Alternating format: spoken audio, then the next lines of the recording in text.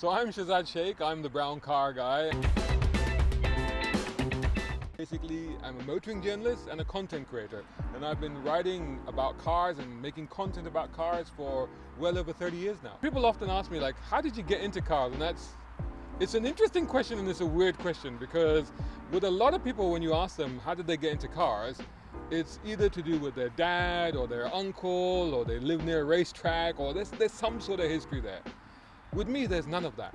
Like, my dad was never into cars. In fact, he didn't drive until he absolutely had to. My brother still doesn't drive. Nobody in our social circle and our friends or relatives were ever into cars.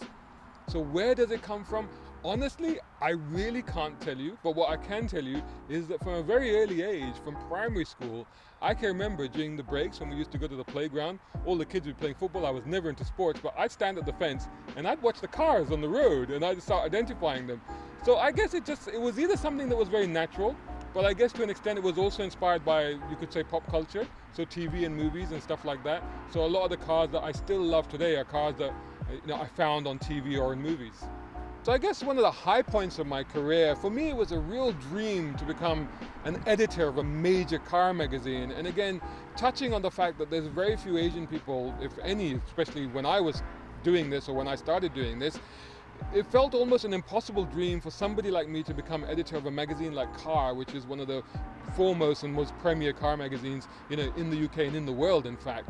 So when an opportunity came to become the editor of the Middle East edition that was being started in Dubai, I jumped at it and I hunted down that job and I got it, because that was for me the dream come true.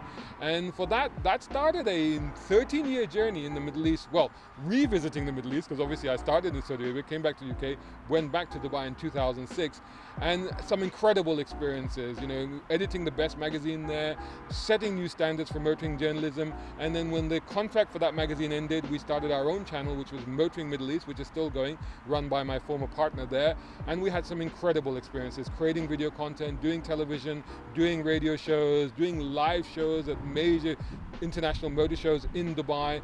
And it was a fantastic learning experience, but also tremendously empowering and giving me a lot of confidence and knowing that I can do this incredible content making. So I started doing what I do way back in 1989. I was living in Saudi Arabia with my dad in Jeddah, and he used to do his company used to do some work for the local newspaper, which was Saudi Gazette, and I used to go down there. And I met up with the features editor one time, and I had always been obviously interested in cars, but also very interested in writing.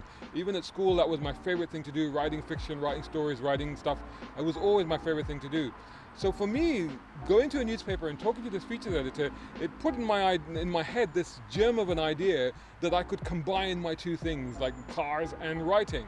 And I basically convinced this guy to give me a weekly column in the national newspaper writing about cars, and that, in a sense, makes me able to claim that I'm Saudi Arabia's first motoring journalist, because back in 1989, I was the only one writing about cars.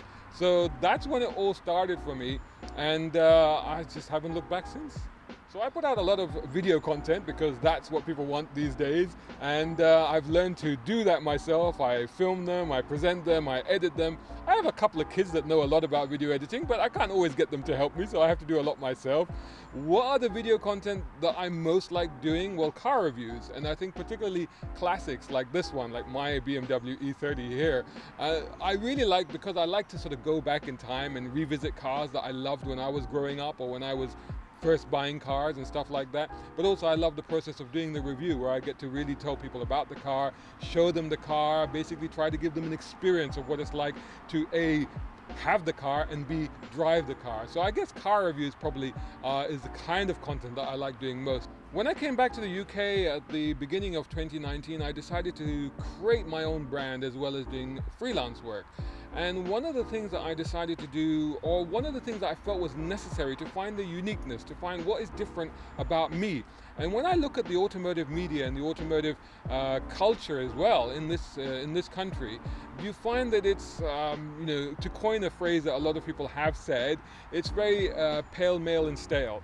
So there isn't a lot of color in it, there isn't a lot of diversity in it, there isn't that much inclusivity in it. There is more now than there was, but we're still lacking, particularly in the media sphere.